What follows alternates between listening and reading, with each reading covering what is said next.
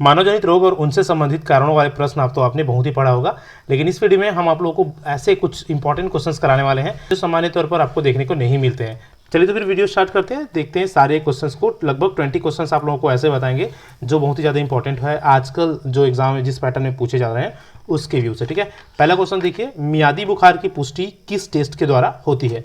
मियादी बुखार जो आप जानते हैं, जो कोई भी तरह का दूषित खाना या दूषित पानी पी लेने से ना टाइफाइड बुखार होती है ना, उसी को मियादी बुखार बोला जाता है। तो उसके पुष्टि के लिए कौन सा टेस्ट होता है, तो option number B Widal test बोलते हैं उसको। विडाल टेस्ट जो मियादी बुखार या जो टाइफाइड है उसके टेस्ट के लिए किया जाता है, याद रखिएगा, इंपॉर्टेंट है। ठीक है, नेक्स्ट क्वेश्चन देखते हैं, प्रोटीन की अल्पता का कारण है।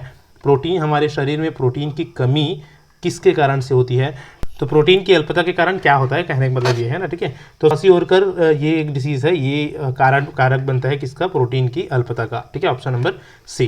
अगला क्वेश्चन देखिए, प्रथम टीका किसने विकसित किया था। तो प्रथम टीका या प्रथम वैक्सीन किसने विकसित किया था, एडवर्ड जेनर ने विकसित किया था। ठीक है, नेक्स्ट क्वेश्चन देखिए, क्वेश्चन नंबर 4 को, निम्नलिखित में से कौन सा एक स्वप्रतिरक्षित रोग है। स्वप्रतिरक्षित रोग, तो स्वप्रतिरक्षित रोग कौन सा है, आमवती संधि शोथ जो है, जिसको रोमेटाइड अर्थराइटिस भी बोलते हैं, रोमेटाइड अर्थराइटिस भी बोलते हैं, यही क्या है, एक स्वप्रतिरक्षित रोग है, याद रखिएगा, आमवती संधि शोथ, और इसको इंग्लिश में क्या बोलेंगे, रोमेटाइड अर्थराइटिस। ठीक है, चलो, स्वप्रतिरक्षित रोग। अगला क्वेश्चन में चलते हैं, निम्नलिखित में से कौन सा विषाणु फल चमगादड़ द्वारा फैलता है। कौन सा विषाणु फल चमगादड़, मतलब चमगादड़ के द्वारा खाए हुए फल से, है ना।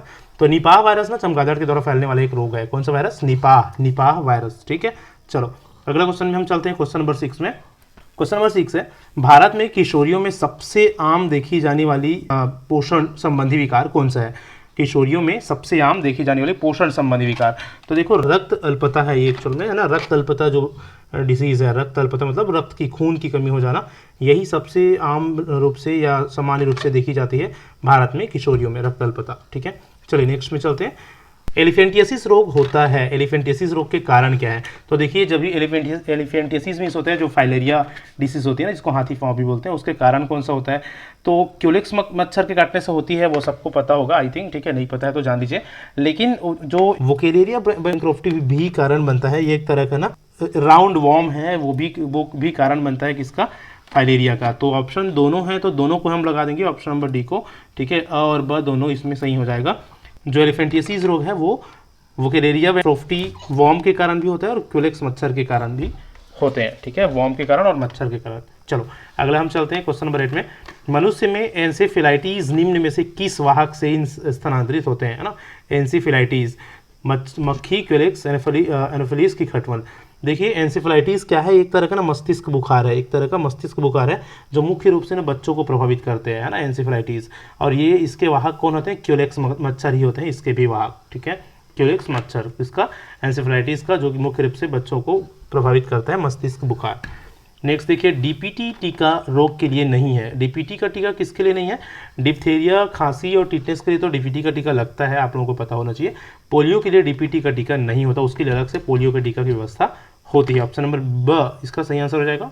चलिए अगला क्वेश्चन को देखते हैं, ग्लूटेन मुक्त आहार उन रोगियों के लिए प्रस्तावित किया जाता है जो पीड़ित है। कैसा आहार, ग्लूटेन मुक्त आहार, ऐसा आहार जिसमें ग्लूटेन ना हो। 10 का सही आंसर होगा सीलियक रोग। सीलियक रोग जो होती है ना, उसके लिए ना ग्लूटेन मुक्त आहार की भी को प्रस्तावित किया जाता है। Option number B. Next question है, निम्नलिखित में से कौन सा ऑटो इम्यून रोग है। ऑटो इम्यून, तो ऑटो इम्यून रोग कौन सा होगा, क्वेश्चन नंबर 11 का सही आंसर है रूमेटाइड आर्थराइटिस। रूमेटाइड आर्थराइटिस, देखिए अलग अलग ऑप्शंस है। ठीक है, इसमें रूमेटाइड आर्थराइटिस एक ऐसा डिसीज है, एक ऐसा रोग है, ऑटो इम्यून रोग बोलते हैं। ठीक है, रूमेटाइड आर्थराइटिस। चलिए अगला क्वेश्चन है, क्वेश्चन नंबर 12, रक्तचाप को संतुलित करके निम्नलिखित में से किस व्याधि या किस रोग से बचा जा सकता है। ठीक है, तो रक्तचाप या जो ब्लड प्रेशर है उसको अगर आप संतुलित रखते हैं ना, तो आप हृदयघात या हार्ट अटैक से बचा जा सकता है, ऑप्शन नंबर बी। ठीक है, नेक्स्ट क्वेश्चन देखिए, क्वेश्चन नंबर 13 को, अधिकांश रोगजनक जीव जो अतिसार का कारण बनते हैं वे संचारित होते हैं। ज़्यादा से बहुत सारे जो रोगजनक जीव है जो अतिसार का कारण बनते हैं ना, वो किससे संचारित होते हैं, मल मौखिक मार्ग से, कीड़ी के काटने से, पशु या व्यक्तिगत संपर्क से, के बूंदों से। तो ऑप्शन नंबर ए इसका करेक्ट आंसर होगा कि ज़्यादातर जो रोगजनित जीव है वो मल मौखिक मार्ग से संचारित होते हैं। ठीक है, ऑप्शन नंबर ए। डेस, जिसको DASH भी बोला जाता है, आहार उन रोगियों को प्रस्तावित की जाती है जो इस रोग से ग्रसित हो। कौन से रोगियों को जाता है डेस आहार। ठीक है, तो क्वेश्चन नंबर 14 का सही आंसर हो जाएगा ऑप्शन नंबर बी, उच्च रक्तचाप वाले जो मरीज है या उनसे ग्रसित जो लोग हैं उन लोग डेस आहार उन लोगों के लिए प्रस्तावित है। ठीक है, चलिए अगला चलते हैं क्वेश्चन नंबर 15 में। फैटी यकृत होता है, फैटी यकृत क्या होता है? तो फैटी यकृत होता है क्वाशियोरकार में, फैटी यकृत होता है किसमें? क्वाशियोरकार में, ये याद रखिएगा, ऐसे क्वेश्चन अक्सर पूछ दिए जाते हैं। फैटी यकृत किसमें होता है ना? क्वाशियोरकार में फैटी यकृत होता है। दस्त के लिए उत्तरदायी कोलाई जीवाणु कौन सा है ना? दस्त के लिए उत्तरदायी ई कोलाई जीवाणु कौन सा है? तो ग्राम धनात्मक, ग्राम ऋणात्मक, ग्राम उदासीन की नॉन इन्वेटिव।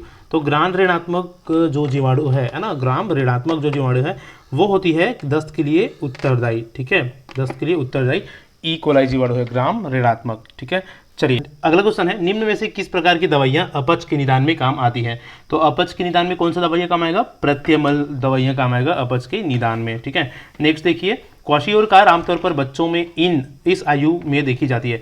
तो क्वाशियोरकार ना आमतौर पर कौन से आयु के बच्चों में देखी जाती है? 1 से 4 साल तक के जो बच्चे होते हैं उसमें देखी जाती है। नेक्स्ट क्वेश्चन और लास्ट क्वेश्चन आप देखेंगे, पीलिया एक ऐसी स्थिति है जिसमें रक्त में खाली स्थान का संचय हो जाता है। तो पीलिया में ना रक्त में किसका संचय हो जाता है? बिलीरुबिन का संचय हो जाता है रक्त में पीलिया के कारण से। किसका? बिलीरुबिन का। ठीक है, तो इस तरह से हमने ना 20 ऐसे क्वेश्चंस देखे जो बहुत ही ज़्यादा अच्छे और इंपॉर्टेंट क्वेश्चंस, ऐसे क्वेश्चंस हो सकते हैं आपको आपके एग्जाम में पूछ दे या व्यापम अब ले ले। ठीक है, चैनल में न्यू है तो चैनल सब्सक्राइब जरूर करिए। इसी तरह की और भी इन्फॉर्मेटिव वीडियोस के साथ मिलते हैं नेक्स्ट क्लास में। तब तक के लिए थैंक यू सो मच।